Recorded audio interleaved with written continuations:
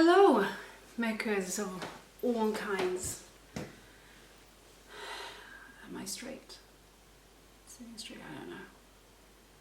Let's start over. Hello, makers of all kinds, and welcome. Welcome to those of you that are new, and welcome back to those of you who are returning. This channel is called House of Nellie, and it's named after our beautiful family dog, whose name is Nellie. She is sitting right here. I don't think you can see her. Can you jump?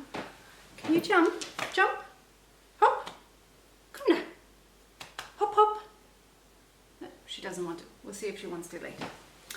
And we all love this dog. She's a golden dog, a golden retriever, golden fur, and we all adore her, and so we thought it would be an appropriate name for my channel. House of Nellie. Seems to be her house. Ours too, of course, but it's not a real house without her, I think, or a home. So this channel is House of Nellie, and it's mostly about knitting.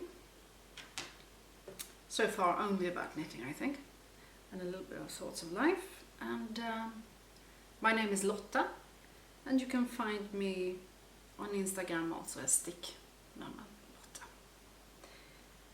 Okay, so welcome. It's been a while, rather a long time since I sat down.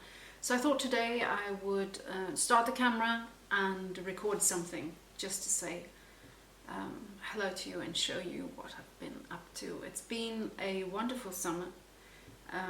We've been together a lot in the family, and we've been going through some changes. Our oldest daughter has gone away to, it's not college, it's not university, we call it folkhögskola here in Sweden. It's kind of a, after you finished school you can apply to this, and it's kind of a pre-university thing where she studies music. And it's been strange to get used to not having all our children at home. I don't know, maybe it's been the hardest on me, I don't know. It takes some time. I'm very happy for her, but my heart aches too. But I'm mostly happy for her. More than I am sad for me. It's strange when they go out into their own life, because I've spent so much of mine taking care of them. But now I take care of her, of course, in another way, and that's lovely too. So as I heard someone else say, it's all good. But it's taking some getting used to. So this summer was spent, oh no, a tick. This summer was spent knitting a lot for our oldest daughter, who I thought I would give her some mommy sweaters to bring along with her. And we agreed on the tulip sweater, which she loved, with a shaped hemline. I don't know what to call it, but it kind of goes like this. It's a cropped shirt, not a shirt, a sweater. It's a cropped sweater, and she has one that's, no, sit, good. She has one that's very short, and her others are a little bit long, but it's a cropped sweater, and it's knit in a plötoloppi. So I knit her 3 of those, 1 in lättloppi and 2 in plötoloppi, because I love woolen yarns. I love woolen yarns. I love wearing them, and I love knitting with them. So,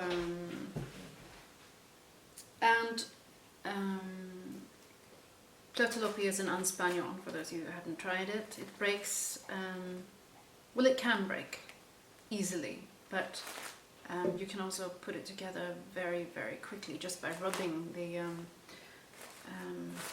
2 strands of wool together, going like, you know, that in your hands. Some say you have to wet it somehow, but I haven't done that. I've just put it through my hands like this, and it just magically goes together again. So it breaks, but it's very easily mended, and it's a lovely yarn to work with. So I knit one in Lättloppy, I think it was light ash heather, which I had at home, and two in Lättloppy, one in a clover green and one in a kind of beige, I don't remember. No? Nej? Duktig Nellie. Bra. One beige. I'm sorry for the interruption, but I'm trying to work with obedience. She's not a puppy, but we still have to work with it. She's very happy, our dog, but no, not in the sofa. Yes, so I've done a lot of knitting for our oldest daughter, and now that our other daughters see the sweaters, they also wished to have on each. So I've knit one in Lättloppy, one kind of burnt orange. I don't remember the colour, but it's a kind of, well, it's almost an autumn orange, you know, where the autumn leaves go all brown orangey. No, I don't have it here. And I finished that in 2 weeks, I think. It's a very fast knit, and the daughter wished for it. She wears it almost all the time. She loves it, and she thinks wool is scratchy, but she doesn't. Well, she has. No, I don't remember. Oh well. I think that she's found wool to be scratchy before, but maybe she's gotten used to it. Maybe that was some time ago. But she thinks Lättloppy is alright. So now I've started a new one. It's the, sorry I didn't say, it was the tulip sweater by B Mandarins, or B Mandarins Design. She's also called, why can I remember her name? She's a French designer. I think her name is Melody Hoffman. No, I don't remember, but she's called B Mandarins. So I bought the women's sized tulip sweater pattern, knit the smaller size. I still thought that was a bit big, so we looked at the kids tulip sweater and bought that pattern as well. I knit the, I think I told you that last time, I knit the largest size there, I think it was age 12, and that turned out alright. For the daughter who wanted the burnt orange one, we went down a size, so it was, I think it was age 10, and that turned out great. Well, she's not 10, but she's a bit older than that, but we're small, we're petite. So I knit the age 10, and now I've gone down to age 8 because our youngest daughter, she's not 8, she's a bit older than that, but we're all petite, and she's kind of tall and thin. So I'm knitting kids tulip size 8, and it comes out, I don't think the colour comes out great in this, but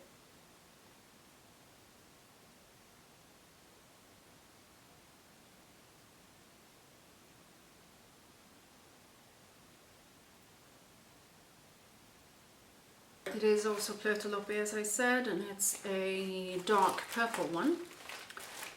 And of course I didn't save the colour label, but there's only one purple, dark purple, and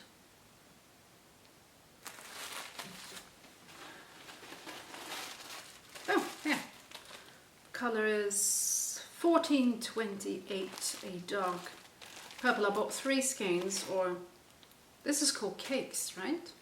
Cakes of unspan yarn. I bought 3 cakes of unspan yarn, and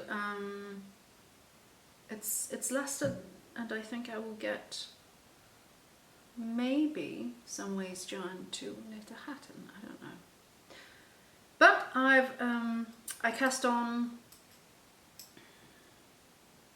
3 or 4 days ago, I think. and I had to rip it out because I had made a mistake with the number of stitches, and so I've gotten as far as I've split for sleeves and a body, and I'm knitting the body. I'm trying to be quiet while showing, so I won't talk behind a thread. It's difficult to remember. I don't know why that's in the corner. Oh well.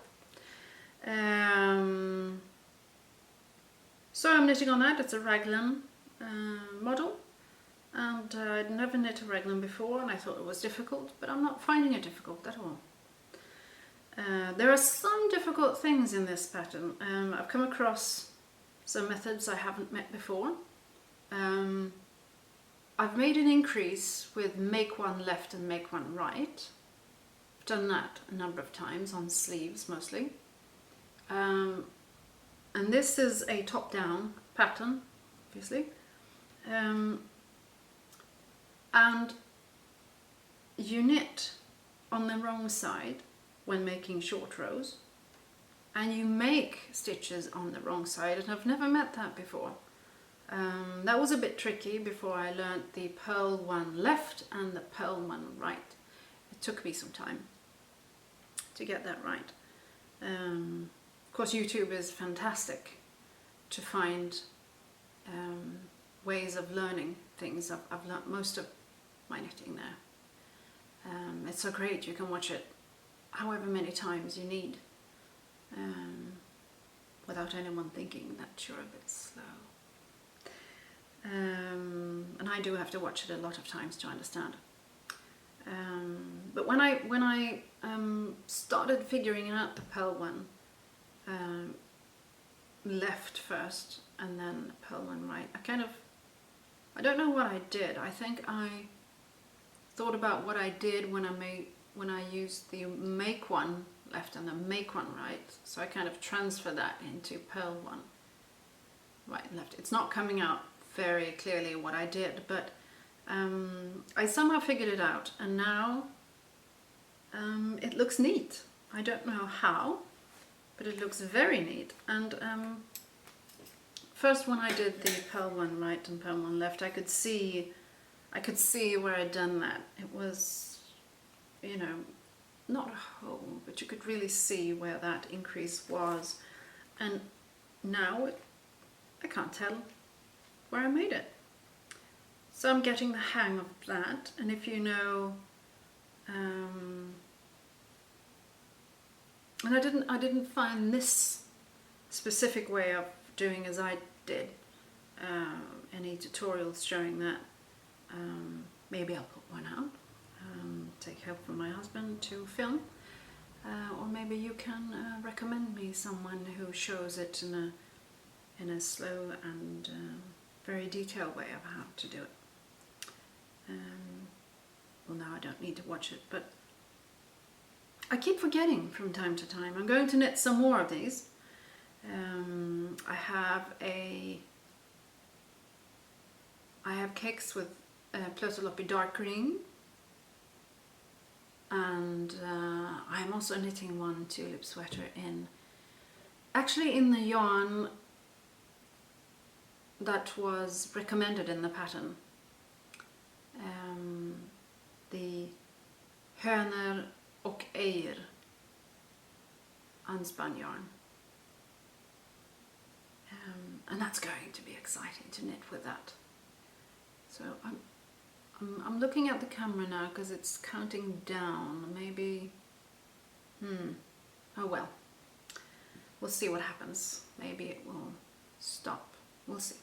So I'm knitting one in a dark green, the smallest lady size, and I'm knitting one kid size in the blue,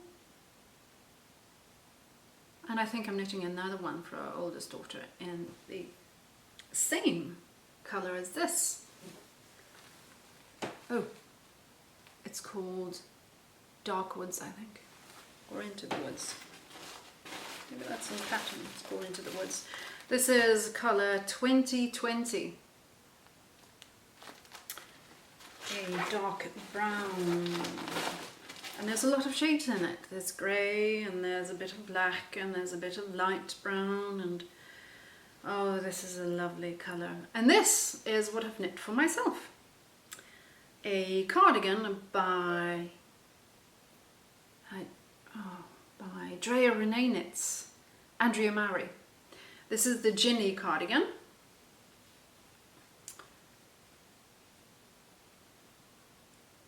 With a big neckline. It's like a scarf almost. It's like a scarf. And it's a lovely pattern. I've knit that in Plötuloppy as well, just with one strand. The tulip, I'm holding double strands, knitting with that. 2 strands of unspun yarn for the tulip.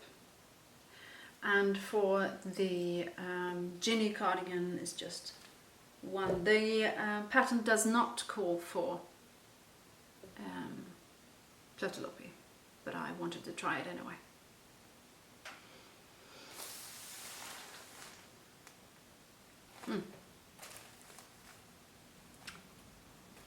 So, I finished the cardigan some time ago,